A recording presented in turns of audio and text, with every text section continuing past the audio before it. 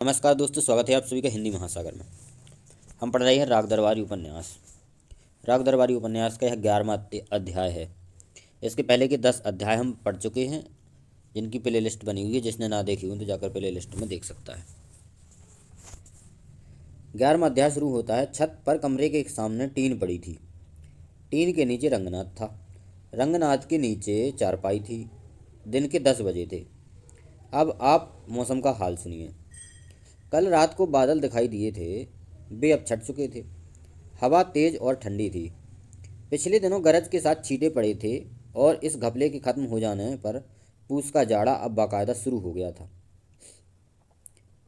बाजार में बिकने वाली 90% मिठाइयों की तरह धूप खाने में नहीं पर देखने में बहुत अच्छी लग रही थी। पर सब तरफ पर वह सब तरफ थी, पर लगता था सिर्फ सामने नीम के पेड़ पर ही फैली है। रंगनाथ नीम पर पड़ती हुई धूप को देख रहा था। नीम के पेड़ शहर में भी थे और धूप को उन पर पड़ने की और रंगनाथ को उसे देखने की वहाँ कोई मुमानियत नहीं थी। पर उसने यह धूप गांव में आकर ही देखी। उसी के नहीं, बहुत से लोगों के साथ हुआ करता था। वास्तव में यहाँ आ जाने पर रंगनाथ का रवैया उन टूरिस्टों का सा हो गया था जो सड़कें, हवा, इमारतें, पानी, धूप, देश प्रेम, पेड़ पौधे, कमीनापन, शराब, कर्मनिष्ठा, लड़कियाँ और विश्वविद्यालय आदि वस्तुएं अपने देश में नहीं पहचान पाते और उन्हें विदेशों में जाने पर ही देख पाते हैं। तात्पर्य यह है कि रंगनाथ की आंखें धूप की ओर देख रही थीं, पर दिमाग हमारी प्राचीन संस्कृति में खोया हुआ था। मतलब वो नीम के पेड़ पर जो है धूप को देख रहे थे, मतलब लेकिन उनके जो मन था वो प्राचीन भारत में जो संस्कृति कैसी थी, कैसे लोग रहते थे, क्या करते थे, तो उसमें उनका खोया हुआ था, जिसमें पहले से ही सैकड़ों चीज़ें खोई हुई हैं और शोधकर्ताओं के खोजने से ही मिलती हैं। रंगनाथ ने शोध के लिए एक ऐसा विषय चुना था। हिंदुस्तानियों ने अपनी पुरानी ज़िंदगी के बारे में अंग्रेज़ों की मदद से एक विषय ईजाद की है, जिसका नाम है इंडोलॉजी। रंगनाथ के शोध का संबंध इसी से था। इंडोलॉजी के शोधकर्ताओं के पहले इस विषय के शोधकर्ताओं का शोध करना पड़ता है। मतलब जो इंडोलॉजी के शोधकर्ता हैं, उन्हें जो इस विषय पर तो शोध करना है तो वो बाद में, लेकिन इससे पहले उस विषय के जो पहले के शोधकर्ता थे उन पर शोध करना पड़ता है, और रंगनाथ वही कर रहा था। 2 दिन पहले शहर जाकर यूनिवर्सिटी पुस्तकालय से वह बहुत सी किताबें उठा लाया था और इस समय नीम पर फैली धूप की मार्फत उनका अध्ययन कर रहा था। उसके दाएं मार्शल और बाईं ओर कनिंघम विराजमान थे।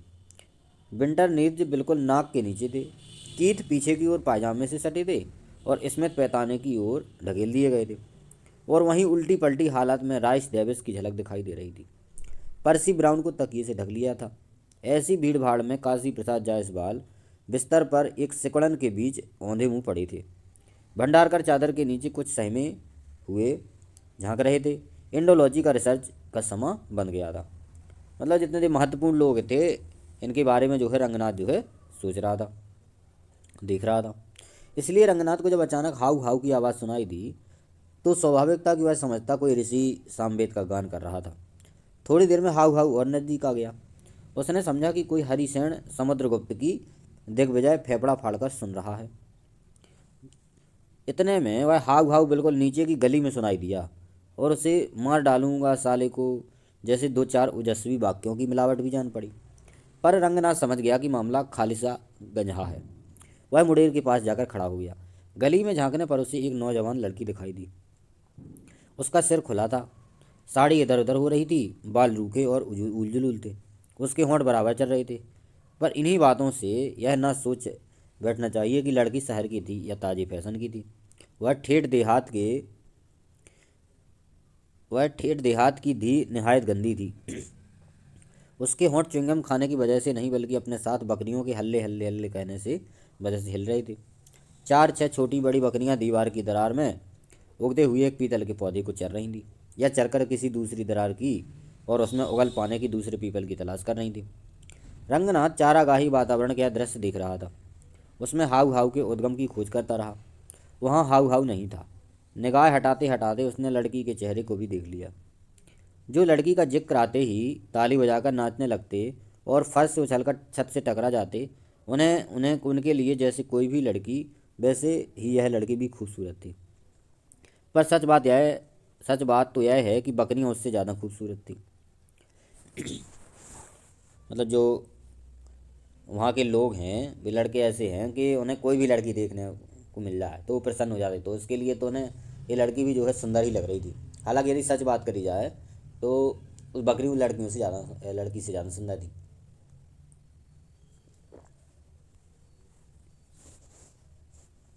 हाउ हाउ के उद्गम का पता नहीं चला, पर वह आवाज़ कान में बराबर गूंजती रही। रंगनाथ ने पारसी, ब्राउन, कनिंघम आदि को छत पर वैसे ही पड़ा रहने दिया और नीचे उतरकर दरवाजे पर आ गया। इस समय वैद्य दवा खाने का काम कर रहे थे। 4-6 मरीज और सनीचर को छोड़कर वहाँ कोई नहीं था। हाउ हाउ की आवाज़ अब बिल्कुल नुक्कड़ पर आ गई थी। रंगनाथ ने सनीचर से पूछा, यह सुन रहे हो? सनीचर चबूतरे पर बैठा हुआ कुल्हाड़ी में बैंड जड़ रहा था।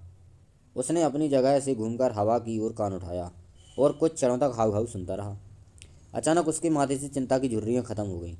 उसने इत्मीनान से कहा, हाँ, कुछ हाउ हाउ जैसी आवाज़ सुनाई दे रही है। कोई लगता है छोटे पहलवान से कुशहर की फिर लड़ाई हुई है। यह बात उसने इस अंदाज में कही जैसे किसी भैंस ने दीवार में सींग रगड़ दिए हो।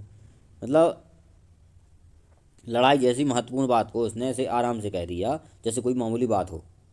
वह घूमकर फिर अपने प्रारंभिक आसन पर बैठ गया और वसूले से कुल्हाड़ी के बैत को पतला करने लगा। अचानक हाउ हाउ सामने आ गया। वह लगभग 60 साल का एक बुढ़ा आदमी था, देह से मजबूत, नंगे बदन, पहलवानी ढंग से घुटनों तक धोती बांधे हुए।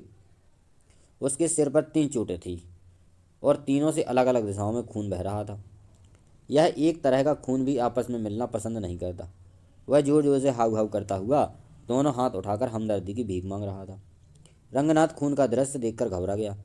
सनीचर से उसने पूछा, ये कौन है? इन्हें किसने मारा? सनीचर ने कुल्हाड़ी का बैंट और बसूला धीरे से जमीन पर रख दिया। घायल बुजुर्ग को उसने हाथ पकड़कर चबूतरे पर बिठाया। बुजुर्ग ने असहयोग के जोश में उसका हाथ झटक दिया, पर बैठने से इनकार नहीं किया। सनीचर ने आंखें सिकुड़कर उसके घावों को का मुआयना किया और फिर वैद्य जी के होंठ विदाकर इशारे से बताया कि घाव गहरे नहीं हैं।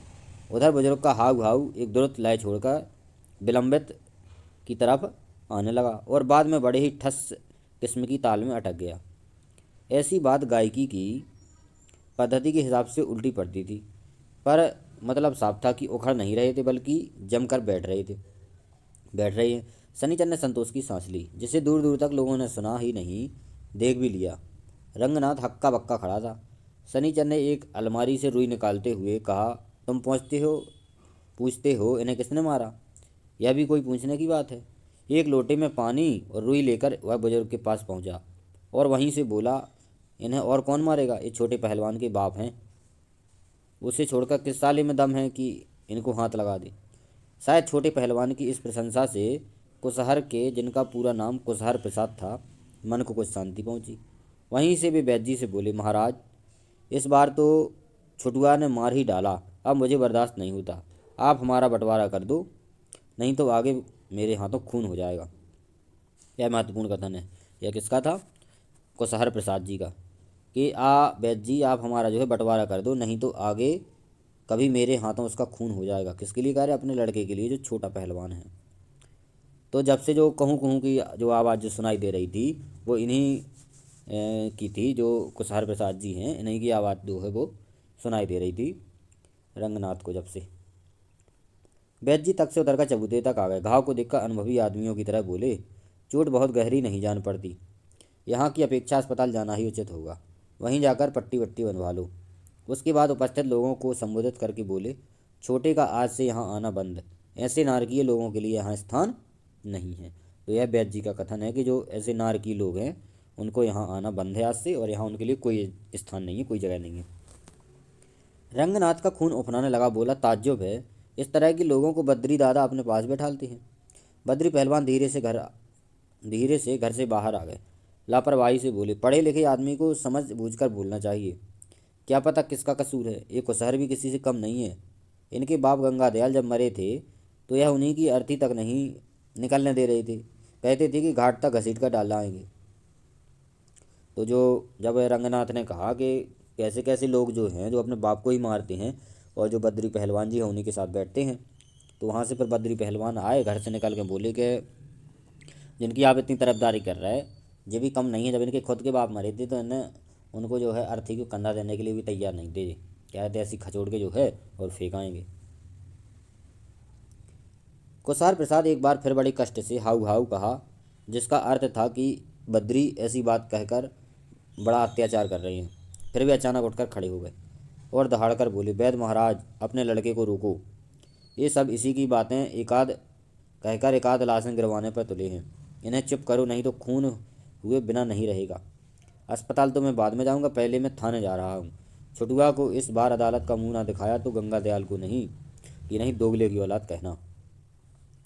तो मैं तो यहाँ तुम्हें सिर्फ घाव दिखाने आया था। देख लो वैद्य महाराज, यह खून बह रहा है, अच्छी तरह देख लो, तुम्ही को गवाही में चलना पड़ेगा। वैद्य जी ने घाव देखने की इच्छा नहीं दिखाई। वे अपने मरीजों की ओर देखने लगे, साथ ही प्रवचन देने लगे कि पारस्परिक कलह शोक का मूल है।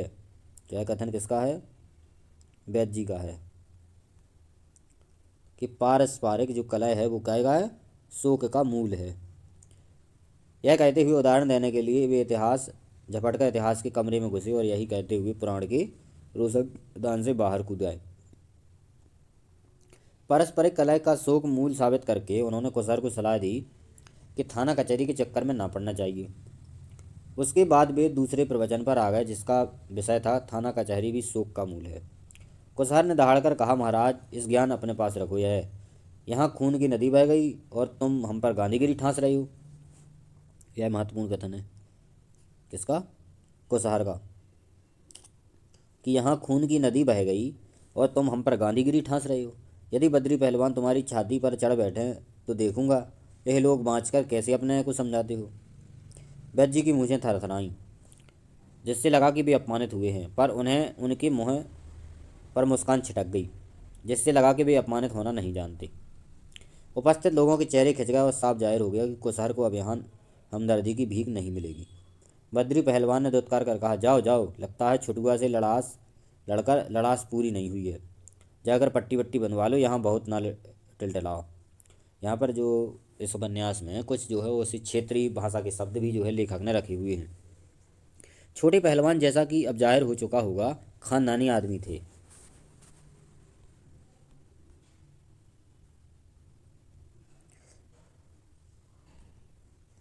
उन्हें अपने परदादा तक का नाम याद था। हर खानदानी आदमी को वे तरह उनके किस्से बयान किया करते थे। वे कभी कभी अखाड़े पर भी अपने साथियों से कहते, हमारे परदादा का नाम था भोलानाथ। उन्हें बड़ा गुस्सा आता था। नथुने हमेशा फड़का ही करते थे। रोज़ सवेरे उठकर वे पहले ही अपने बाप से टुर्र पुर्र करते थे, तब मुंह में पानी डालते थे। टुर्र पुर्र ना होती तो उनका पेट गड़गड़ाया करता। छोटे पहलवान की बातों से अतीत का मुंह टपकता था। उनके किस्से सुनते ही 19वीं सदी के किसी गांव की तस्वीर सामने आ जाती थी, जिसमें गाय बैलों से भरे पूरे दरवाजे पर गोबर और मूत की ठोस खुशबू के बीच नीम के छांव तले जिस्म पर टपकी हुई लसलसी निमकौड़ियाँ झड़ते हुए दो महापुरुष नंगे बदन अपनी अपनी चारपाइयों से उठ बैठते थे। उठते ही एक दूसरे को देर तक सोते रहने के लिए गाली देने लगते थे। दो में एक बाप होता था और एक बेटा। फिर दोनों एक दूसरे को ज़मीन में जिंदा गाड़ देने की बात करते और अपनी अपनी चारपाइयाँ छोड़ देते और मुख्य विषय से दूर जाकर दो चार अनर्गल बातें कहकर अपने अपने काम में लग जाते। एक बैलों की पूंछ उमेटता हुआ अपने खेतों की ओर चला जाता, दूसरा भैंस चराने के लिए दूसरे खेतों की ओर चला जाता। छोटे पहलवान इसी तरह की कोई किस्सा ख़त्म करके बाद में कहते, अपने बाप के मरे पर बाबा भोलानाथ बहुत दुखी हुए थे। मतलब जो छोटे पहलवान थे वे बहुत ही ऐतिहासिक व्यक्ति थे। अपने परिवार की जो है पूरी पुरानी कहानियाँ जो है सुनाया करते थे सभी को। छोटे पहलवान ये बातें सेखी बगाड़ने के लिए नहीं करते थे, ये बिल्कुल सच थी। उनका खानदान ही ऐसा था। उनके यहाँ बाप बेटे में हमेशा से बड़ा घनिष्ठ संबंध चला आ रहा था। प्रेम करना होता तो एक दूसरे से प्रेम करते और लाठी चलाना होता तो एक दूसरे पर लाठी चलाते। जो भी अच्छा बुरा गुण उनके हाथ में था उसकी आजमाइश एक दूसरे पर ही किया करते थे। मतलब जो छोटे पहलवान तो उनके वंश में ऐसे ही थे, जो पिता पुत्र की हमेशा मतलब जो है ऐसा संबंध रहता था कि यदि लड़ाई लड़ना तो दोनों को लड़ना हो, प्रेम करना है तो दोनों को आपस में करना है। बाबा भोलानाथ अपने बाप के मर जाने पर सचमुच ही दुखी हुए। उनके जीवन में एक रीतापन आ गया। उनके ना रहने पर सवेरे से किसी से झगड़ा करने के लिए उनका पेट गड़गड़ाने लगता। मुंह में पानी डालने का मन ना होता। दिन रात खेतों पर बैल की तरह जुते रहने पर भी उन्हें अपच की शिकायत रहने लगी। अब उनके लड़के गंगा दयाल उनके काम आए। कहा भी है कि लड़का बुढ़ापे में आँख की ज्योति होता है। यह महत्वपूर्ण कथन है। लड़का बुढ़ापे में आँख की ज्योति होता है। तो गंगा दयाल ने एक दिन 17 साल की उम्र में ही अपने बाप भोलानाथ को इतने जोर से लाठी मारी कि वे वहीं ज़मीन पर गिर गए। उनकी आंखें कौड़ी जैसी निकल आईं और उनकी आंखों के सामने ज्योति की वर्षा होने लगी। उसके बाद बाप बेटे के संबंध हमेशा के लिए सुस्थिर हो गए। भोलानाथ अपने बाप की जगह पर आ गए और उनकी जगह गंगा दयाल ने ले ली। कुछ दिनों बाद हाथ पांव पीठ में दर्द रहने के कारण उनका अपच तो ठीक हो गया, पर उनके कानों में बराबर साए साए होने लगी। शायद कान के पर्दों को फाड़ने वाली गंगा दयाल की गालियाँ सुनते सुनते उनके कानों में एक स्थायी अनुगूंज बस गई थी। जो भी हो, अब सवेरे सवेरे घर में टुर्र पुर्र करने के लिए गंगा दयाल का पेट गड़गड़ाने लगा। गंगा दयाल के लड़के हुए कुशहर प्रसाद, जो छोटू पहलवान के बाप थे। कुशहर प्रसाद स्वभाव से गंभीर थे, इसलिए वे गंगा दयाल से व्यर्थ गाली गलौज नहीं करते थे। उन्होंने सवेरे खेतों पर जाने से पहले अपने बाप से झगड़ा करने की परंपरा खत्म कर दी। इसकी जगह उन्होंने मानसिक रूप से युद्ध करने का चलन चलाया। बचपन से ही गंगा दयाल को फूहड़ गालियाँ देने में दक्षता प्राप्त हो गई थी कि नौजवान गंजे उनके पास शाम को आकर बैठने लगे थे। वे उनकी मौलिक गालियों को सुनते और बाद में उन्हें अपनी बनाकर प्रचारित करते। गालियों और ग्राम गीतों का कॉपीराइट होता नहीं होता। इस हिसाब से गंगा दयाल की गालियाँ 1000 कंठों से 1000 पाठांतरों के साथ फूटा करती थीं। मतलब गाली और जो गीत हैं गांव में, उन पे जो है ग्राम गीत, उन पे कोई कॉपीराइट नहीं होता, कोई भी जो है यूज कर सकता है। मतलब जो अन्य के जा गाली की खोज हमने करी तो अब जो है कोई दूसरा व्यक्ति इस गाली को नहीं दे सकता। पर कुशहर प्रसाद अपने बाप की इस प्रतिभा से ज़्यादा प्रभावित नहीं हुए। चुपचाप उनकी गालियाँ सुनते रहते और महीने में एक दो बार उन पर लाठियाँ चलाकर अपने काम में लग जाते। मतलब यह बहुत ही खतरनाक पद्धति है कि बाप बेटे में लड़ाई होना, बाप बेटे में प्रेम होना। पीढ़ी दर पीढ़ी यह काम उनका चलता रहा। यह पद्धति अपच की पारिवारिक बीमारी के लिए बड़ी लाभप्रद साबित हुई, क्योंकि खानदान में अपच की शिकायत गंगा दयाल के साथ ही खत्म हो गई। कुशहर प्रसाद के 2 भाई थे, एक बड़कऊ और एक छुटकऊ। बड़कऊ और छुटकऊ शांतिप्रिय और निरस्तीकरण के उपासक थे। उम्र भर उन्होंने कभी कुत्ते पर भी लाठी नहीं उठाई। बिल्लियाँ स्वच्छंदतापूर्वक उनका रास्ता काट जाती थीं, पर उन्होंने कभी उन्हें ठेला तक नहीं मारा। उन्होंने अपने बाप से गाली देने की कला सीख ली थी और उसके सहारे रोज़ शाम को सभी पारिवारिक झगड़ों को बिना किसी मारपीट के सुलझाया करते थे। रोज़ शाम को दोनों भाइयों और उनकी औरतों में काँव काँव शुरू हो जाती थी और बैठक रात के 10 बजे तक चलती। इस प्रकार से इन बैठकों का महत्व सुरक्षा समिति की बैठकों सा था। मतलब जो कुशहर प्रसाद थे, उनके 2 भाई थे, एक बड़कऊ एक छुटकऊ। तो जो बड़कऊ और छुटकऊ वे शांति प्रिय थे। वे ज़्यादा इस लड़ाई झगड़े में नहीं पड़ते थे। उन्होंने कभी भी कुत्ते बिल्ली तक को जो है एक छोटा सा कंकड़ नहीं मारा था।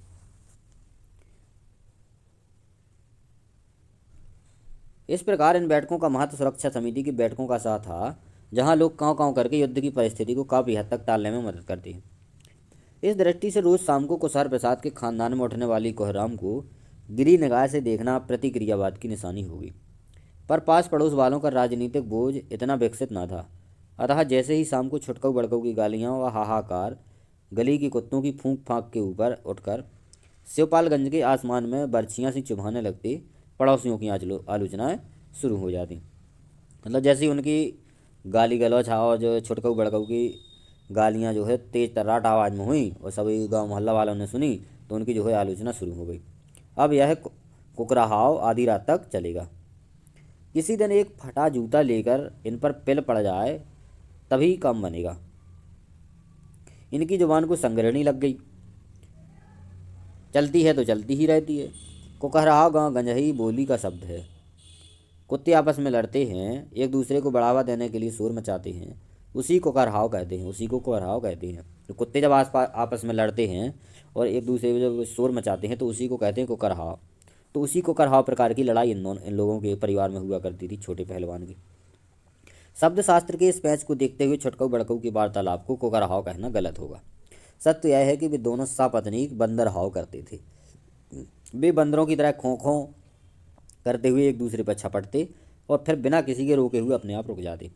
मतलब जो छोटकू बड़कू थे, दोनों भाई आपस में, उनको लेखक कह रहा है कि मतलब कुत्ते की तरह नहीं, वो बंदरों की तरह लड़ा करते थे, एक दूसरे पर छपटते थे और कोई के रोके, कोई किसी के बिना रोके ही अपने आप जो है रुक जाया करते थे। अगर उस समय कोई बाहरी आदमी रुककर उनकी ओर देखने लगता या शांति के फावते की तजवीज़ करता तो दोनों खों खों करते हुए एक साथ उसी पर झपट पड़ते। बंदर हाव के ये नियम सभी जगह गधों को मालूम थे, इसलिए छुटकू बड़कू की पारिवारिक बैठकों की समीक्षाएं छिपे छिपे पीठ पीछे होती थी। उधर वे बैठ के निर्बाध रूप से आधी रात तक चला करती थी। मतलब उनकी ये लड़ाई के बारे में सबको पता था कि अगर कोई बीच में बोल गया कि क्यों लड़ रहा है, तो फिर उन्हें अपनी दोनों की लड़ाई छोड़ करके जो है उस जो सलाह देने आया उस पर टूट पड़ना है। इसलिए उनकी लड़ाई में कोई नहीं बोलता था बीच में। छोटे पहलवान के पिता कुशहर प्रसाद अपने भाइयों के बाग विलास को न समझ पाते। जैसा बताया गया, वे कम बोलने वाले कर्मशील आदमी थे। रह रहकर चुपचाप किसी को मार बैठना उनके स्वभाव की अपनी विशेषता थी, जो इन आदमियों के जीवन दर्शन से मेल नहीं खाती थी। इसलिए अपने बाप गंगा दयाल के मरने पर कुछ साल बाद वे अपने भाइयों से अलग हो गए। अर्थात बिना बोले हुए लाठी के जोर से उन्होंने अपने भाइयों को घर से बाहर खदेड़ा, उन्हें एक बाग में झोपड़ी डालकर वानप्रस्थ आश्रम में रहने के लिए ढकेल दिया और खुद अपने नौजवान लड़के के साथ पैतृक घर में पूरी पैतृक परंपराओं के साथ गृहस्थी चलाने लगे। मतलब जो गंगा दयाल जैसे ही मरे, तो उनके जो बेटे थे, उनने जो कुछ हर प्रसाद थे, उनने अपने दोनों भाइयों को जो है घर से बाहर निकाल दिया और जा करके एक झोपड़ी में डाल दिया। कहा कि जाओ यहीं पर रहो बढ़िया, और पूरी जो है गृहस्थी पे अपना कब्जा लगा लिया और उनकी गृहस्थी आगे चलाने लगे। महीने में एक बार अपने बाप पर लाठी उठाते उठाते कुसहार प्रसाद के हाथों को कुछ ऐसी आदत पड़ गई थी कि गंगा दयाल के मर जाने पर उनके हाथ में महीने में 2-4 दिन तक सुन्न रहने लगे। लकवा के खतरे को दूर करने के लिए एक दिन उन्होंने फिर लाठी उठाई और छोटे की कमर पर तिरछी करके जड़ दी। छोटे अभी पहलवान नहीं बने थे, पर उनके गांव के पास रेलवे लाइन थी जिसके किनारे तार के खंभे थे। खंभों पर सफ़ेद सफ़ेद इंसुलेटर लगे थे। उनके तोड़ते तोड़ते केवल अभ्यास की बदौलत छोटे पहलवान के ढेले का निशान छोटी उम्र में ही अचूक हो गया। जिस दिन कुशहर प्रसाद ने छोटे की कमर पर लाठी मारी, उसी दिन छोटे ने खंभे के सभी इंसुलेटर रेलवे के द्वारा दिए गए पत्थरों से तोड़कर रेलवे लाइन के ही किनारे बिछा दिए थे। लाठी खाकर वे रेलवे लाइन की दिशा में 20 कदम भागे और वहीं से उन्होंने अपने बाप की खोपड़ी को इंसुलेटर समझकर एक ठेला फेंका। बस उसी दिन बाप बेटे में उनके परिवार की सनातन धर्म जो है प्रतिष्ठित हो गया कि जो बाप बेटे की जो उनकी लड़ाई परिवार में चलती थी, उसको कुशहर प्रसाद ने और उनके बाप जी छोटे ने और उनके बाप कुशहर प्रसाद ने शुरू कर ली। फिर तो लगभग हर महीने कुशहर की देह पर घाव एक छोटा सा निशान स्थायी ढंग से दिखने लगा। कुछ वर्षों के बाद वे अपने इलाके के राणा सांगा बन गए। छोटे पहलवान के जवान हो जाने पर बाप बेटों ने शब्दों का प्रयोग बंद ही कर दिया। अब वे उच्च कोटि के कलाकारों की तरह अपना अभिप्राय छापों, चिन्हों और बिंबों की भाषा में प्रकट करने लगे। उनके बीच में मारपीट की घटनाएं भी कम होने लगी। धीरे धीरे उसने एक रस्म का रूप ले लिया, जो बड़े बड़े नेताओं की बारसगांठ की तरह साल में एक बार जनता की मांग या ना हो नियमित रूप से मनाई जाने लगी। मतलब जो हर महीने में लड़ाई 15 दिन में होती थी, अब वो एक साल के लगभग होने लगी। कुशहर प्रसाद के चले जाने पर एक आदमी ने चबूतरे के नीचे नीचे खड़े खड़े कहा, इसी को कलयुग कहते हैं। बाप के साथ बेटा ऐसा सलूक कर रहा है। मतलब ये पुरानी गाथा जो है कुशहर प्रसाद की वंशावली की अभी तक सुना रहे थे, अब दोबारा से वहीं आ गए हैं। आसमान की ओर आंखें उठाकर सिर पर फैली हुई नीम की टहनियों में झांकते हुए उन्होंने फिर कहा, कहो प्रभु, कब लोगे कलंकी अवतार। जब आप में आकाशवाणी नहीं हुई, एक कौवा तक नहीं बोला, किसी अबाबील ने बीट तक नहीं की। कलंकी अवतार की याद करने वालों का चेहरा गिर गया। पर शनिचर ने कुल्हाड़ी की बैंठ को परखते हुए तीखी आवाज़ में कहा, जाओ तुम भी कुशहर के साथ चले जाओ। गवाही में जाकर खड़े हो जाना और रुपया दहली भी वहीं मिल जाएगी। बद्री पहलवान ने मुस्कुराकर इस बात का समर्थन किया। रंगनाथ ने देखा, कलंकी अवतार की, क्योंकि जो कलयुग में भगवान है ऐसा माना लिखा हुआ है, ऐसा कहते हैं कि कल की अवतार में जो है भगवान अवतार लेंगे, तो उसी के बारे में वो कह रहे हैं कि कल की अवतार की याद करने वाला व्यक्ति एक पुरोहित नुमा बुढ़ा है। चिपके हुए उसके गाल हैं और खिचड़ी दाढ़ी, बिना बटन का कुर्ता और सिर पर अस्तव्यस्त गांधी टोपी, जिसके पीछे चुटिया निकालकर आसमानी बिजली गिरने से शरीर की रक्षा कर रही हो। माथे पर लाल चंदन का टीका, गले में रुद्राक्ष की माला। वह आदमी सचमुच ही कुशहर प्रसाद के पीछे चला गया। शनिचर ने कहा, यही राधेलाल हैं। आज तक इन्हें बड़ी से बड़ा वकील भी जिरह करके नहीं उखाड़ पाया। शनिचर के पास एक तमाशबीन खड़ा था। उसने श्रद्धा से कहा, राधे लाल महाराज को किसी देवता का इष्ट है। झूठी गवाही सटासट देते चले जाते हैं। वकील टोकर टोकर देखते रहते और वे बड़े बड़ों की बोलती बंद कर देते।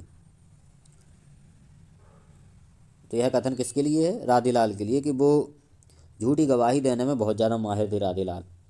मतलब वकील जो है देखता रह जाता था, और राधे लाल जब गवाह बनते तो बड़ों बड़ों की बोलती वो स्वयं ही बंद कर देते।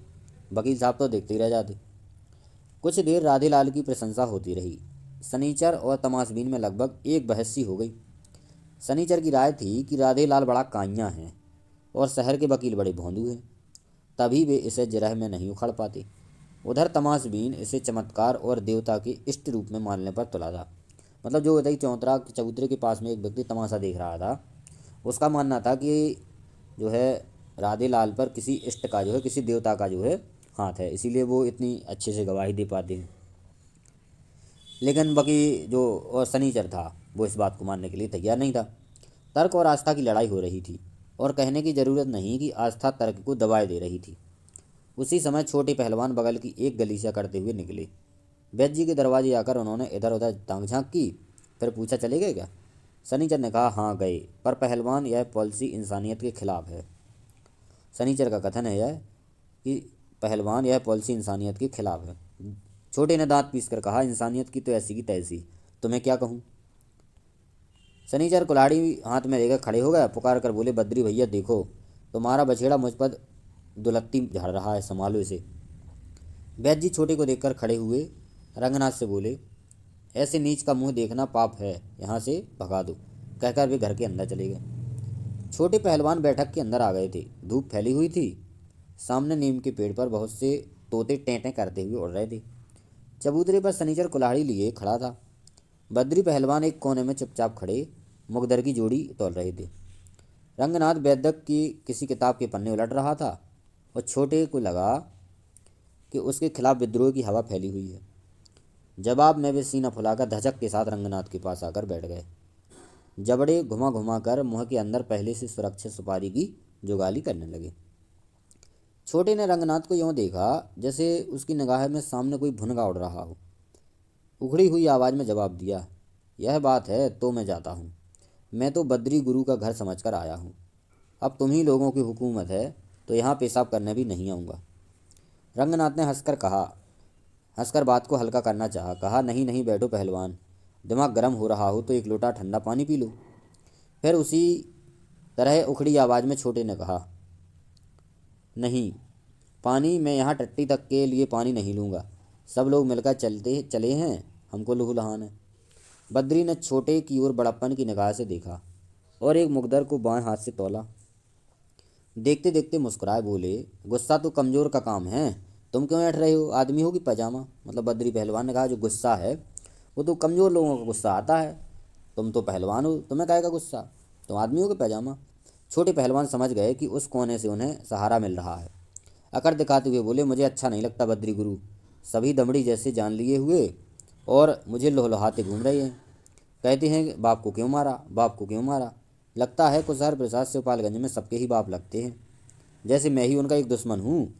छोटे पहलवान भी उखड़ गए, बोले, गुरु साला बाप जैसा बाप हो तब तो एक बात भी है। थोड़ी देर तक सब चुप रहे। रंगनाथ छोटे पहलवान की चढ़ी हुई भौहों को देखता रहा, और शनिचर भी अब तक बैठक में आ गया था। समझाते हुए बोला, ऐसी बात मुँह से ना निकालनी चाहिए। धरती धरती चलो, आसमान की छाती ना फाड़ो। आखिर कुशहर ने तुम्हें पैदा किया है, पाला पोसा है। मतलब वे उनको जो है रंगनाथ शनिचर उनको समझाने लगे, छोटे पहलवान को, कि तुम अपने बाप को तुम्हें नहीं मानना चाहिए था, क्योंकि उसने तुम्हें पाला पोसा है और बड़ा किया है। छोटे ने भुन्ना कर कहा, हमने स्टाम्प लगाकर दरखास्त दी थी कि हमें पैदा करो, चले साले कहीं के पैदा करने वाले। बद्री चुपचाप यह वार्तालाप सुन रहे थे। अब बोले, बहुत हो गया छोटे, अब ठंडे हो जाओ। छोटे अनमने होकर बैठे रहे, नीम के पेड़ पर होने वाली तोतों की टेंटें सुनते रहे। आखिर में एक सांस खींच कर बोले, तुम भी मुझी को दबाते हो गुरु, तुम जानते नहीं यह बुड्ढा बड़ा कुलच्छनी है। इसके मारे कहारिन ने घर में पानी भरना बंद कर दिया। और भी क्या बताऊं, अब क्या बताऊं, कहते जीभ गंधाती है।